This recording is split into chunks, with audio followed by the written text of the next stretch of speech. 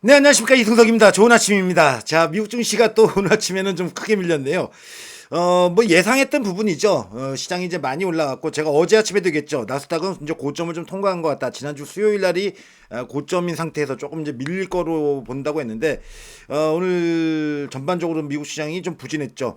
물론 개장 초에는 낙폭을 좀 축소하기도 했습니다.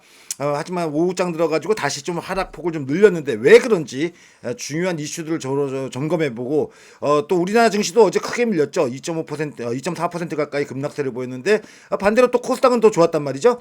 자, 이런 배경 자세히 또 살펴봐야 되겠죠. 자, 이제부터 이승석의 오늘은 이거지 시작하도록 하겠습니다. 구독, 좋아요, 알림 설정 팍팍 누르시고요.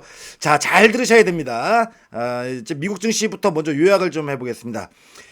자, 미국 증시 쪽에 오늘 주요 동향 본다면은 이슈적으로 놓고 볼 때 이제 이 셧다운 문제가 지금 이제 장기화되면서 오늘을 지나게 되면 이제 최장 기간 뭐 이전 기록도 이제 트럼프 1기 정부 때였죠. 문제는 이게 이제 경기 부진 우려로 확대되는 양상인데 여기에 이제 더해 가지고서 그럼 금리 인하 기대감으로 연결돼야 되는데 지금 연준 위원들이 잇따라서 매파적 발언 즉 12월 달에 금리 인하를 안 할 가능성에 대한 얘기를 자꾸 내놓고 있습니다. 그 배경에는 역시 물가죠. 물가가 지금 높은 수준이기 때문에 고용 시장이 안 좋다고 하더라도 물가를 보면은 금리를 인하하기가 어렵다는 스탠스의 얘기를 자꾸 얘기를 하니까 시장의 기대감이 무너지는 거죠. 이게 가장 큰 원인입니다.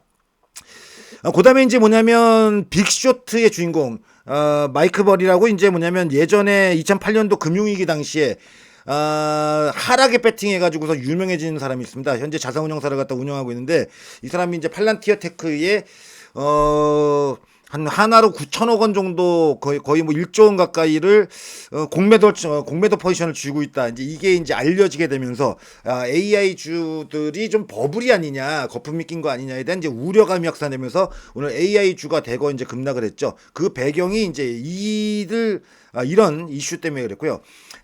오늘 가장 좀 우려되는 부분은 제가 그동안도 얘기했다시피 달러 인덱스가 100을 넘어가면은 이게 좀 이제 시장에 어쨌든 간에 압박 요인이 될 수 있다고 얘기 드렸는데 달러 인덱스가 오늘 100을 돌파했습니다.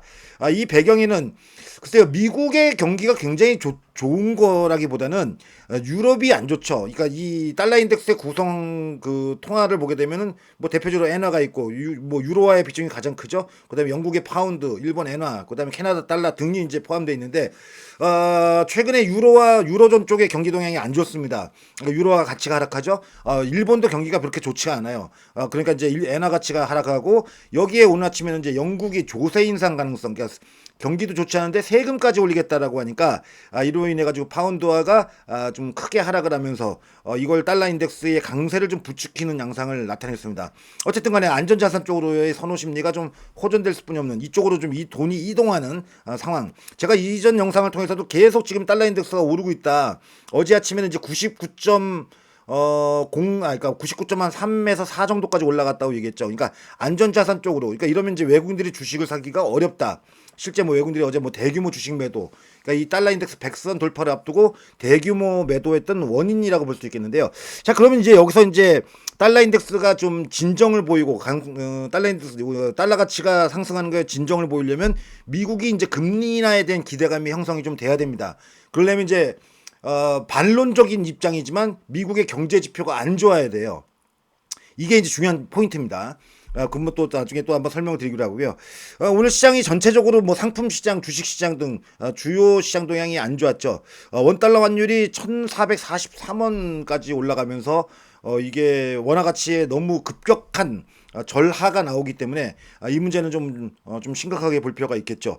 그다음에 금 가격까지도 오늘 하락했고 주요 원자재, 유가, 그다음에 기타 상품들도 대거 하락하는 모습을 갖다 보여줬습니다. 아까도 얘기했다시피 이제 안전자산 쪽으로 옮기는 거죠. 기업 쪽에서는 이제 노르웨이 국부펀드가 일론 머스크에 대한 보상 반대 때문에 이제 5% 가까이 이제 5%좀 넘게 급락세를 보였고 AMD가 장마감하고 실적 발표를 했습니다. 실적은 잘 나왔어요. 시장의 예상치보다도 훨씬 좋은 실적을 내놨죠. 그러니까 기업들의 실적은 다 좋습니다. 문제는 이제 이런 부분에 있어가지고 시장 자체가 그동안의 기대치가 반영되고 오히려 뉴스에 파는 움직임을 보였는데 시간에 걸려서 AMD는 한 1% 약세를 보이고 있습니다. 근데 그게 이제 실적 때문은 아니고요. 아마존이 AMD 가지고 있는 AMD 지분 보유하고 있는 걸 갖다 매각하겠다. 그러니까 블록딜 이슈죠. 이것 때문에 이제 약간 약세를 보이고 있는 게 특징이라면 특징이겠습니다. 그다음에 이제 오늘 실적 발표하는 기업들은 이제 두산 에너빌리티, 네이버, 카카오뱅크, 에코프로, 하나솔루션. 이 중에서 가장 관심 있게 봐야 되는 부분은 두산 에너빌리티하고 카카오뱅크 실적 좋을 거라고 보여집니다. 두산 에너빌리티는 시장 기대감이 높지가 않기 때문에 실적 기대를 충족. 물론 이제 두산 에너빌리티의 주가는 이제 실적 때문에 그동안 움직인 건 아니었고 기대감이죠. 기대감 때문에 그렇고요. 그다음에 2차 전지 쪽에 에코프로, 2차 전지 기업들이 우려에 대비해서 실적이 다 좋습니다. 에코프로도 좀 체크해 볼 필요가 있겠고요. 태양광 쪽, 3분기 쪽, 2분기 때 흑자 전환했는데 3분기에 다시 적자를 예상하고 있는 하나솔루션이 이 태양광 종목들의 주가에 상당히 영향을 줄 거라고 보여집니다. 제가 보기에는 우려했던 것보다 하나솔루션의 실적이 나쁘지 않을 거라고 보여져가지고요. 이건 좀 잘 체크하셔야 될 것 같고요. 오늘 야간 선물 시장은 0.88% 하락했는데 재밌는 거는 야간 선물 시장에서도 그렇게 매도를 해야 되던 외국인들이 오늘 아침에는 1269계약을 매수하면서 글쎄요 한 4거래일 만인가 5거래일 만에 처음으로 매수로 전환되는 움직임을 보이면서 마감이 됐습니다. 주요 미국 시장 쪽의 동향을 좀 본다면은요,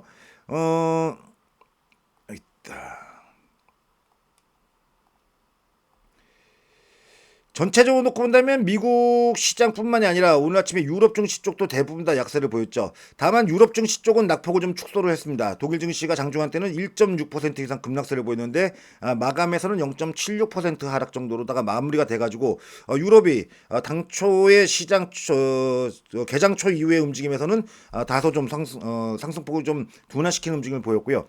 영국 같은 경우는 아예 강세로 넘어갔습니다. 물론 이제 오늘 미국 증시 영향 때문에 오늘 밤 쪽에서는 유럽 증시도 다소 조금 더 하락할 가능성은 있겠습니다만 미국이 어떻게 보면 자체 내의 구조적인 문제, 그러니까 이제 이 셧다운의 장기화에 따른 금리 문제가 가장 중심이었다고 얘기 드릴 수 있겠죠. 우리 증시가 어제는 아시아 증시나 전 세계 증시를 통틀어서 가장 많이 하락을 했습니다. 어제 일본 증시 같은 경우도 1.7% 약세를 보이긴 했습니다만 우리보단 덜 빠졌죠. 그러니까 아시아 증시 중에서도 한국 증시가 유달리 하락폭이 컸다. 이제 이렇게 볼 수 있는데 그 배경에는 아시다시피 이제 엔비디아의 칩 공급을 트럼프가 막지 않느냐 이제 이런 우려감이죠. 근데 이제 뭐 어제 오후에 장 끝나고 나온 뉴스 등을 보면 또 미국에서도 보면 한국에 대한 직접적인 언급은 없고요. 중국에 대해서만 그 규제 가능성. 그다음에 어제 아랍에미레이트의 엔비디아 칩 최신 제품을 6만 장을 판매 승인을 미국이 정부가 해줬습니다. 그러니까 이제 우방국에도 하나도 안 준다. 뭐 이거는 좀 아닌 것 같고요. 이 문제는 글쎄 어제 오후 마감 쪽에서도 제가 얘기를 드렸다시피 떡 본 김에 제사 지낸다. 핑계김에 주식을 좀 파는 어떤 계기점이 되는 정도로 이해를 하시는 것이 옳을 거라고 생각됩니다. 일단 지금 현재 시장 전체적인 움직임을 보게 되면요. 미국 쪽의 기술적 동향을 볼 때 제가 어제도 설명을 드렸죠. 미국 증시가 좀 고점을 통과했다. 지난주 수요일 날을 기점으로 해가지고선 고점이 통과돼서 자꾸 올라올 때마다 음봉 그린다는 얘기를 어제도 말씀드렸죠. 뭐 근데 하여튼 뭐 지금 현재 분위기를 보게 되면은 일단 어제 윗꼬리를 이렇게 달고 있는 걸 보면 이제 장중에 낙폭을 크게 줄이는 시도도 했습니다. 하지만 오후장 들어가지고서 아까도 얘기했다시피 금리 인하에 대한 기대감이 좀 무위로 끝나면서 이게 약세를 만들었고요. 자 이제 우리가 이 정도 되면 이제 큰 그림에서 큰 그림을 놓고 볼 때 이번 조정이 위기로 갈 것이느냐, 증시가 추세적인 하락이 나오면서 크게 하락을 할 것이냐, 아니면 그렇지 않고 제한적 조정 후에 다시 반등할 것이냐. 왜 증시가 이렇게 강세를 보이게 되면 조정이라는 게 필수적인데. 지금 화면에 보시게 되면 미국 증시도 이렇게 좀 웨이브를 그리면서 오르락 내리락 오르락 내리락 오르락 내리락 오르락 내리락 이런 식으로 갔거든요. 그러니까 이제 뭐 조정이 중간중간에 이렇게 가격 조정이 좀 오면서 좀 쉬어가는 구간을 만들었다면 한국 증시 쪽은 화면을 보시면은 그냥 이렇죠. 그냥 쌩 쉥하고 한 달 반 이상 횡보, 조금 올랐다 아주 약한 조정. 그리고 지금 10월 달에는 그냥 한 달 내내 줄기차게 올랐죠. 그러니까 이러다 보니까 이제 후유증이 큰 거죠. 제가 말씀드렸죠. 이렇게 많이 오르게 되면 변동성이 커진다 시장이. 그러니까 이제 올라갈 때만 팍 올라갔다 내려갈 때 팍 꺾이고 이제 이런 움직임이 나오죠. 일단 오늘 아침에는 지수는 하락 출발할 가능성을 유력하게 봐야 되겠죠. 어제 종가를 본다면 기술적으로 5일 이평선이 이탈돼 있습니다. 이런 구간에서 보통 보게 되면 이 5일선 이탈에서 갭하락이 나오게 되면 이렇게 갭을 주고 아침 시초가부터 이제 쭉 떨어지게 되면 하락폭을 확장시키다가도 반등 시도를 나오게 됩니다. 반등 시도가 일반적으로 나옵니다. 그러니까 오늘 같은 경우는 전체적으로 그림을 그리면은 아침에 하락 출발 후에 하락폭이 좀 확대. 그러니까 전약 그다음에 하락폭 확대, 그다음에 중강 이제 반등 시도 이런 식의 움직임 가능성이 좀 높다고 봐야 되겠죠. 계속 제가 얘기했지만 지난주부터 그러니까 저도 이제 이번 주 월요일 날 지수가 이제 급등하니까 현금 확보를 하는 거에 대해서 이거 나도 이걸 방향을 바꿔야 되나 이제 이런 생각을 했는데 그렇지 않았죠. 왜냐면 화요일 날도 화요일 날 월요일 날이죠. 월요일 날도 제가 아침에도 얘기했고 어제 아침에도 현금을 조금 두는 게 유리합니다. 지금 현재는. 그래서 제가 뭐 늘 지난주부터 얘기했던 게 뭐였냐면은 지수가 밀릴 때가 아니라 지수가 올라올 때 현금을 좀 확보를 하는 게 좋을 것이다. 이렇게 말씀을 드렸었단 말이죠. 확보된 현금이 있다면 그렇게 우려하실 필요가 전혀 없다는 거죠. 여기서 이제 중요한 팁을 내서 얘기 드릴게요. 일반적으로 증시가 강세를 보일 때도 조정은 오게 돼 있습니다. 근데 조정이 오는 폭이 보통은 일상적인 조정은 한 5% 내외. 고점 대비해서 지수가 5% 내외. 그다음에 이제 심각한 경우에는 10에서 보통 15%. 위기적 국면이라면 30% 이상, 최대 50%까지도 조정이 옵니다. 이거는 이제 작살 나는 거죠. 아주 큰일 나는 거죠. 요것도 이제 뭐냐면 쇼크가 있죠. 10에서 15% 정도 조정받으면 어우 충격이 좀 충격파가 있죠. 요거는 이제 5에서 7% 이렇게 봐야 됩니다. 7%까지 정도 최대 이렇게 봐야 되는데 요건 일상적인 조정이에요. 일상적인 조정. 그러면 그러니까 이거의 가능성이 있느냐, 이거의 가능성이 있느냐를 따지고 놓고 봐야 되는데 지금은 위기적 국면이 없습니다. 위기적인 시그널 자체가 아예 없어요. 제가 이제 어제 증시가 하락하고 그다음에 유럽 증시 쪽이 막 시작했는데 또 하락세 보이고 막 확대되고 해서 프랑스하고 뭐가 또 문제가 있나 싶어가지고 채권 금리 독일하고의 채권 금리 스프레드 중요하다고 그랬죠. 지금 77bp 정도 됩니다. 0.77% 정도.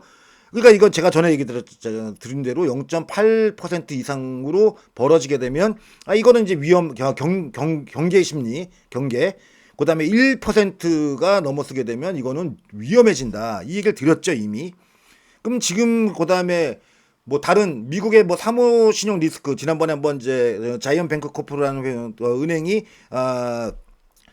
대출 부실 얘기가 나왔었죠. 뭐 근데 그것도 이제 수면 아래 내려갔습니다. 파산은 아니니까요. 그래가지고 이제 뭐냐면 그것도 이제 별로 큰 위험은 아닌 거로 보여지고요. 결국은 지금 현재 미국 증시 하락도 결국은 결론적으로 본다면 많이 올랐다는 거 외에는 특별한 하락의 원인이 없다. 물론 여기서 아까도 얘기했다시피 미국의 셧다운이 장기화되는 거에 대한 우려에 따라 가지고서 그럼 금리를 좀 낮춰줘야 되는데 금리가 낮아지는 거에 대한 기대감이 차단된 게 근데 중요한 건 뭐냐면 아직도 페드워치 들어가면은 금리 인하의 기대감 12월달 금리 인하의 기대감이 70% 정도가 유지가 되고 있죠. 그러니까 이게 지금 현재 함정이죠. 어떻게 본다면요.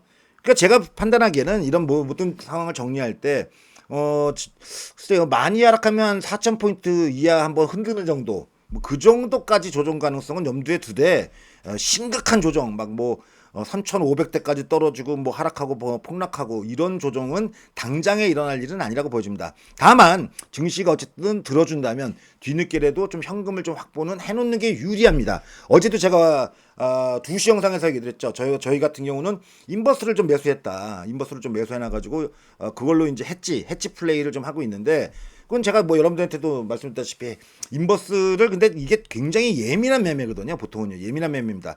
지수가 어디까지 내려갈지 모르니까 거기서 딱 정리하고 주식으로 딱 갈아타고 이거는 좀 아니죠. 그러니까 이런 점을 좀 염두에 두시고 위기적 국면이 아니다. 그러니까 일상적 조정 정도 수준에서 대략 뭐 많이 보면 4,000포인트 내외 정도까지 뭐 그 정도까지의 조정을 염두에 두시는 것이 바람직하겠고요. 그렇게 크게 우려하실 필요까지는 없다. 많이 올랐으니까 좀 쉬어야죠. 어떻게 본다면 저는 기다리던 조정이다라고 이렇게 평가를 현재까지는 하고 있습니다. 자, 그 다음에 주요 재밌는 뉴스들이 이제 많이 나왔는데요. 오늘 아침에 어제 나온 뉴스입니다. 어제 저녁에는 밤에 나온 건데 어젯밤 9시 반에 나왔으니까 따끈따끈한 뉴스죠. 카카오톡이 11년 만에 중국서 접속 재개. 한중 정상회담 후에 VPN 없이 가능해졌다.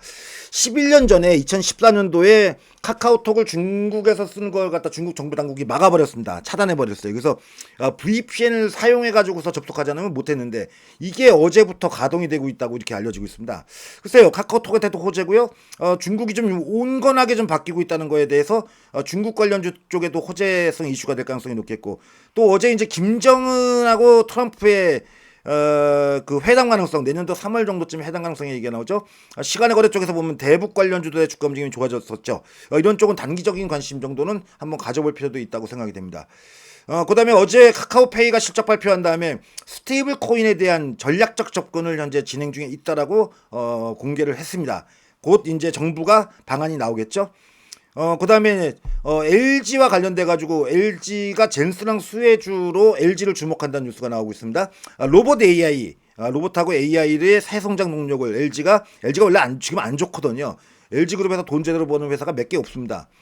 근데 그런 와중에 이제 로봇하고 AI 이쪽으로 새로운 성장 동력을 만들겠다는 거하고, 그 다음에 데이터 센터 냉각 장치, 이 시장에 뛰어들겠다라고 이제 어제 뉴스가 나온 겁니다. 따끈따끈한 뉴스들입니다.